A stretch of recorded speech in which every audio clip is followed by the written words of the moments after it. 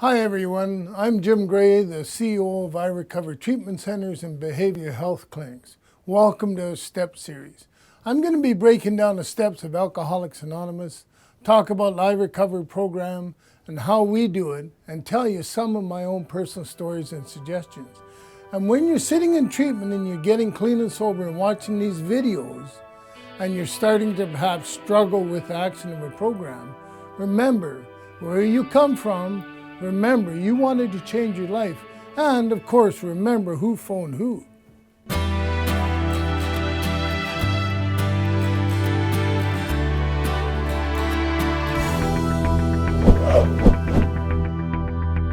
Hi everyone, I'm Jim Gray, the owner of iRecover.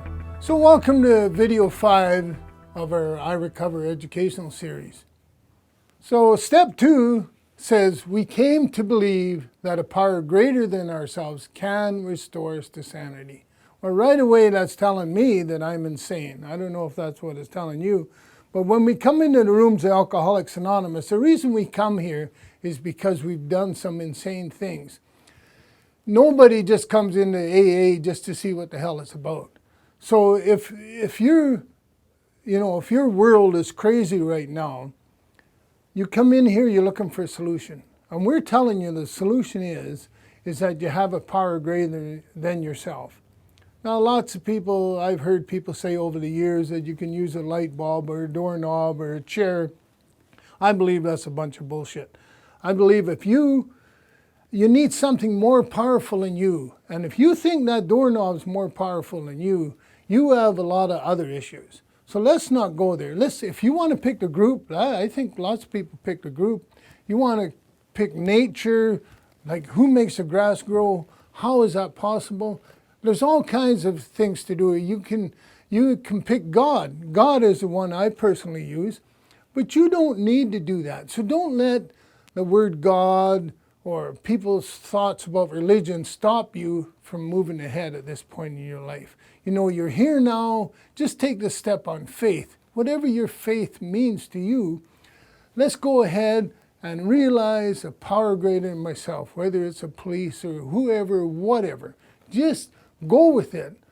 You know, you didn't come in here instantly from the last time you drank. The problem is it took us 20 years to get here. So now don't think overnight you're going to change. So we begin with step 1, and that was a mission of weakness against alcohol. It's not weak, however, to admit a weakness. It is, in fact, a strength of an alcoholic to be able to do this, knowing what they need to change and work on. I can therefore prepare and protect myself from this weakness. So how do you get to the point of believing? You can get better, as step 2 suggests. You know, as step 2 says, I came to, and I came to believe. Going to treatments or going to meetings, you'll find people who have been restored to sanity. And that's all step 2 is trying to do, get you restored to sanity. So the value of going to meetings or going to treatment is that you get around people that have been restored to sanity. You know, if you hang around people that are out there drinking, you're going to be drinking. If you go to the rooms, these people have been restored to sanity. Now, are they completely sane? Not in your lifetime. However, they're working a program, and you can see how they change. And they change simply by believing that there's a power greater than themselves. It's really that simple. If you can get the concept that the world doesn't revolve around you, you have to revolve around the world. An alcoholic, especially in his cups, believes that the world has to go around him, that he's the center of the universe. And once you understand that you're not the center of the universe, that there's more important people out there, there's always somebody greater than you, then you've got step 2, and it's time to move ahead.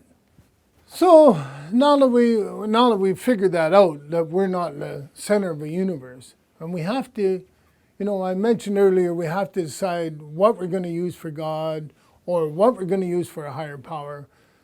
You know, when I first come in here, my higher power wasn't God initially. What it was my 3 sons.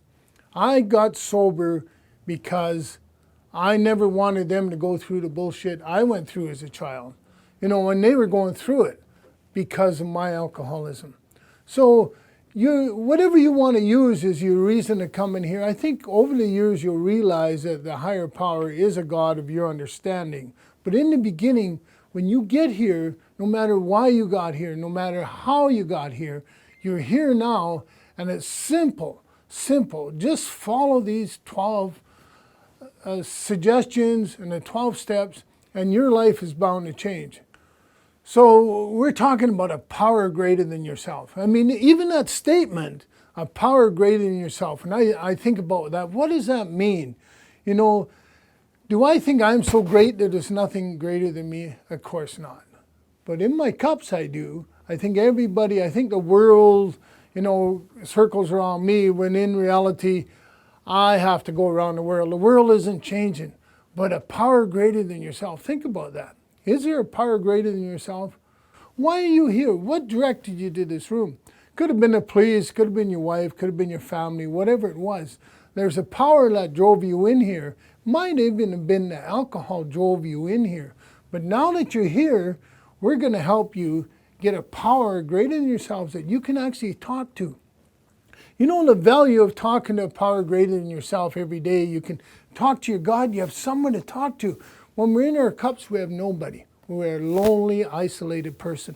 But now you have all of a sudden a power greater than yourself, and you're related to it. What a wonderful thing. That being said, this alcoholic has tried hundreds of times on my own to quit. And it just didn't work. Well, I wonder why it didn't work. Because that same mind that used to drink is the same mind that was trying to get it to stop drinking. And you can't do it yourself. At least I couldn't do it myself. But the benefit of coming into a room where you're around other alcoholics or other addicts that have tried it, that have went through it, that can tell you stuff. If you sit there and listen, they say God give us 2 ears and a mouth for a reason, so that we can listen at meetings. We don't have to talk every time. And lots of people, they talk and they don't listen to themselves. And they get pushed outside the room because nobody's listened to them after a while. So if you can listen to everybody in here and you can listen to every word they're saying, it's going to change your whole life. And as far as, I got to tell a story. I might have told it before, but for you that haven't heard it, there was this friend of mine, Paul Realpal. He's actually a guy that did this program you guys are going through right now, a lot of it. And Paul took me through my step years ago. Paul lived up in a little town in British Columbia called Revelstoke. And he had a neighbor with 2 little girls that were always out there playing on the street. So Paul, as a responsible alcoholic in his cups, would drive by and say, boy, one of these days I'm going to run over those kids. So Paul found a solution. And this is so alcoholic to me. Paul sold his car. Now, the normal person would quit drinking. But the alcoholic, he sold his car, and that way he wouldn't run over the kids. And that's the kind of stuff we do. And when we come in here and we hear these stories from other people, we can say, oh, I can relate to that. Am I exactly the same as that person? No, but I can relate to it, and it helps me understand a power greater than myself. There's a lot of power in these rooms, a lot of power in treatment centers. The power in sharing your stuff. They say when you share something, it halves the power it has on you, it's holding over you. We come in here, we got all these problems, we got a court date, we got a divorce, we've got God knows what, but you can be sure the center of each problem we have is us. And so as we can share our burdens, the other people here will share theirs.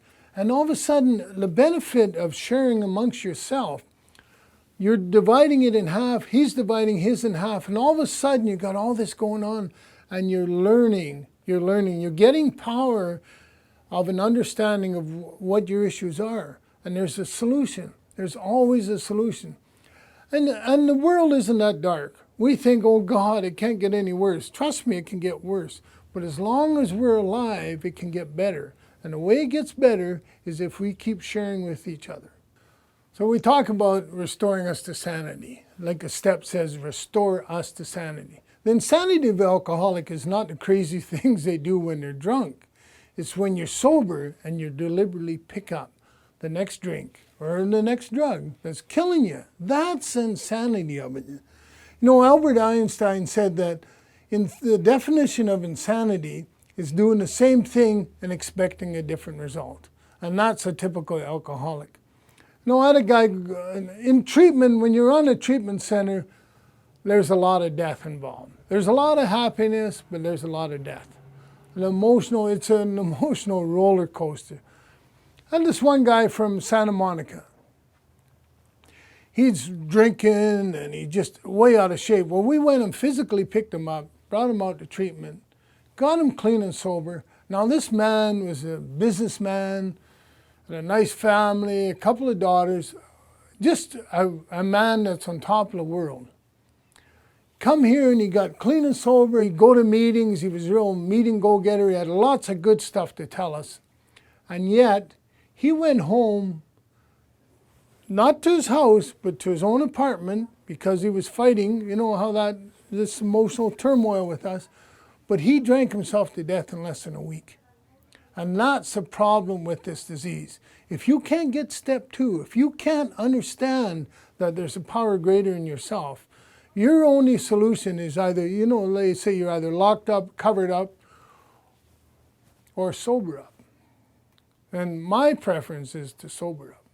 So remember that the whole idea of step 2 is that there's power greater in yourself, and the power can be the group. Remember that people need you. You come in here thinking that you need these people, but these people need you. The only way this works is if you tell your story, you share with people, other people share with you. So all you need is a desire. That's it, just a desire to get clean and sober and to allow a higher power into your life, whatever it is. So that's the end of this video. I'd like to invite you back for the next video, which is video 6 coming up. So I'll see you down the road.